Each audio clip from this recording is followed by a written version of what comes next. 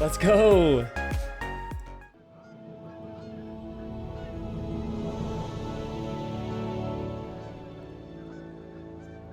What is up, everybody? Welcome back to the Hunter Call of the Wild. Today we are on our Yall map.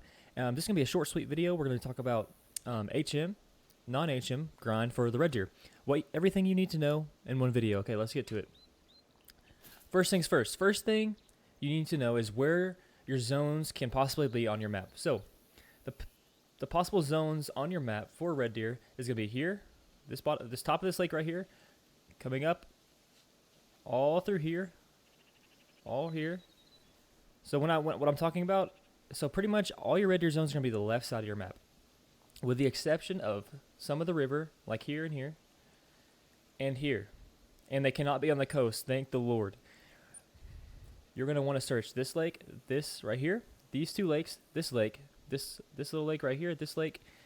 Even though you wouldn't think there's red deer here, there's probably red deer there. These two big lakes, these are going to be some of the lakes that you're going to have the most zones on. Pay attention to these two lakes. These two lakes as well. These are going to have a lot of zones on them most of the time. Pay attention to these two.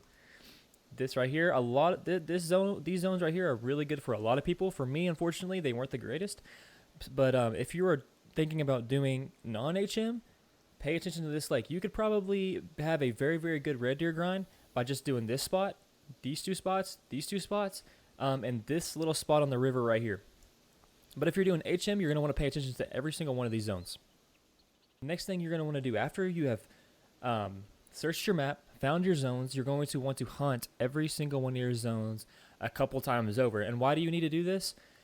Specifically for herd management, you're going to want to do this because you want to find the zones that are not only the most reliable, but you're also going to want to weed out every single solo that you have on your map. And what is a solo, you might ask? A solo is a deer that does not have a herd. So it is a male red deer that is not bound to a specific zone on the map. And so when you kill that red deer, it will eventually travel to another zone. For example, I have a bunch of solos right here in this zone right here. Every single time I kill one of these guys, they either stay here again, they do have the chance of staying there, or they bounce to this lake. 90% of the time, they go back and forth over and over and over again. Thankfully, it's like that for me. For you, it may not be like that. But you're going to want to hunt every single zone on your map to weed out the solos if you're doing herd management. But if you're not doing herd management, you specifically just want to pay attention to the zones that you know are most reliable. Specifically, they have two males in them. Every single time, that you can just repeatedly hunt over and over and over again. You know you're going to get your respawns every time you main menu. You know that they're going to be there. And so it makes the grind really, really easy and reliable. If you're doing HM, you are going to want to ignore every single herd you have. This is how it's worked for me. I know this is how it works for a lot of creators. Ignore every single herd you have on the map. You are going to want to specifically hunt the solos only. This is going to be a very, very long process, but it is going to be very worth it in the end. You're going to want to hunt every single solo on your map down to level 4 or lower and kill everything level 5 and above. Why do you want to do this? Because if you are hunting your herds, you do not want your herds, which are going to be a more reliable zone, you're not going to want those to be lower levels because you're not going to be able to hunt those zones. And then you're going to have a bunch of random solos all over the map, and your herd management is not going to be to the level that it could be. So you're going to want to hunt all your solos down to level 4s. Non-HM, you can completely ignore the solos in general. The only reason you hunted all your zones a couple of times is to get all the solos out so you know which zones are reliable, you know which zones have 2 bucks in them every single time. And so you can just, kind of continue killing and rotating on every single one of those zones until you finally get the great one to spawn. If you want more diamonds and more chances of super rares, do HM. But if you don't really care about those two things and you really just want to see, the great one on your map, as most people do, I recommend doing non-herd management. But if you want to make the grind more exciting, more entertaining, it's easier to focus and stick to the grind, then do HM.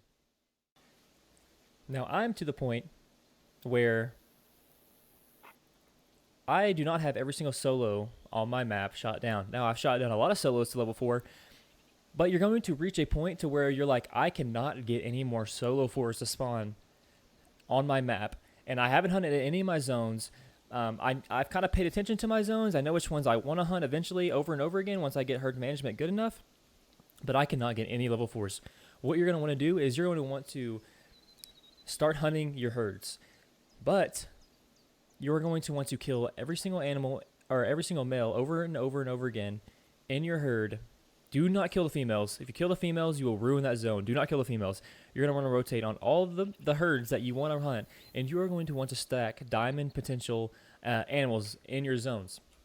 For example, back here, I am currently in the stacking phase of my HM grind, and I am stacking as many level 9s on my map to hopefully push down the score of my map so that I can get more level 4s to spawn. And I can get my herd management to a very, very, very good level. And so right now I at least have one of these here. Okay, let's reset the time real quick. We are at the wrong time. I at least have one level 9 here that I'm stacking currently. I may even have a level 8 here. Okay, a level 5. Here's one of my level 9s. Now I'm leaving this guy. You may be tempted to shoot him, but you need to leave him on your map so that you can get the solos down to a lower level buck, so that your zones will consistently produce level 9s, 8s, and giant 7s. Now, right now, on my grind, and the really good thing about herd management is in the setup process, you always have that potential to get the great one.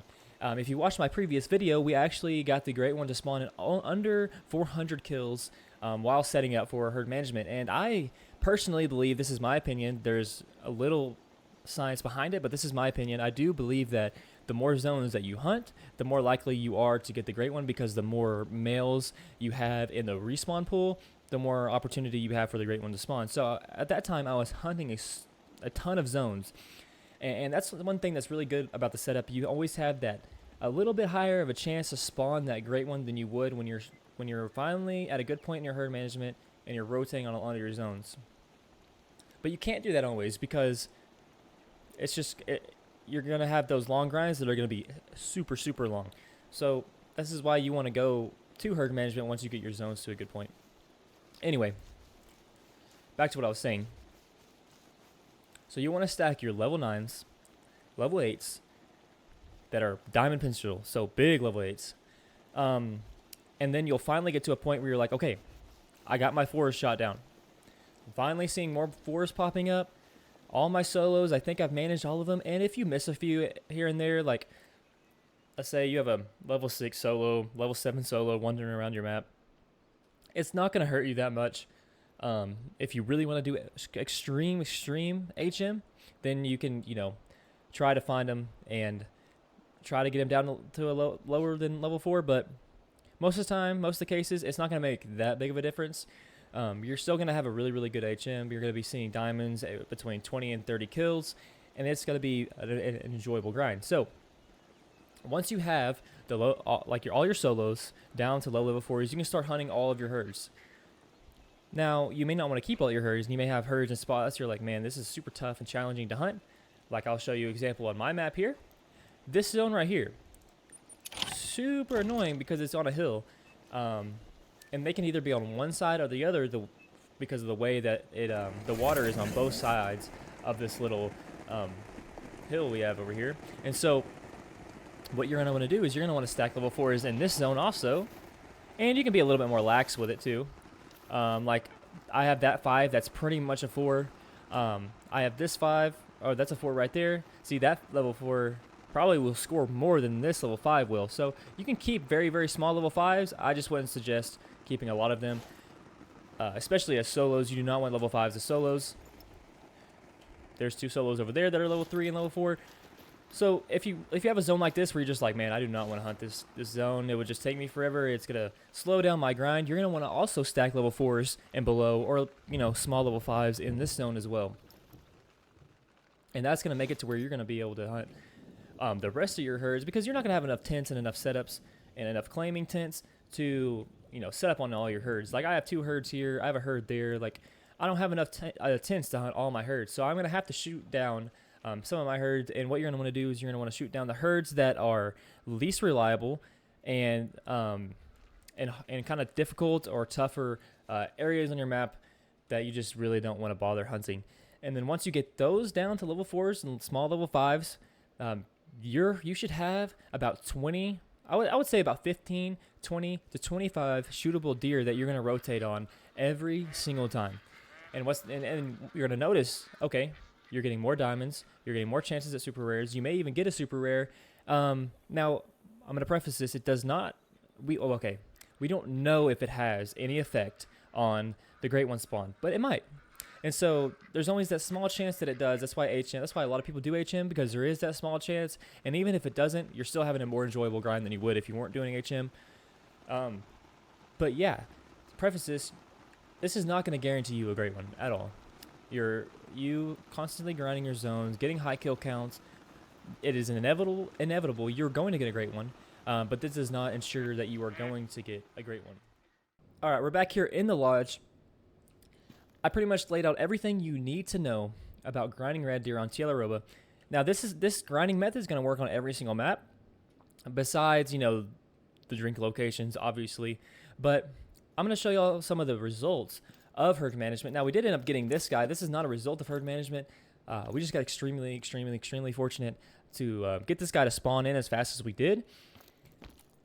He's a beautiful buck. But let's look at some of the diamonds that are a result of herd management. We got this guy, 264.7 diamond. This was actually my first diamond on my map, and not my biggest one, my second biggest one, but my first one to spawn because of herd management. This one as well, we got 266.5. This is my biggest diamond to date. This is actually my latest diamond as well. Right before we got that great one, we got this guy because of herd management,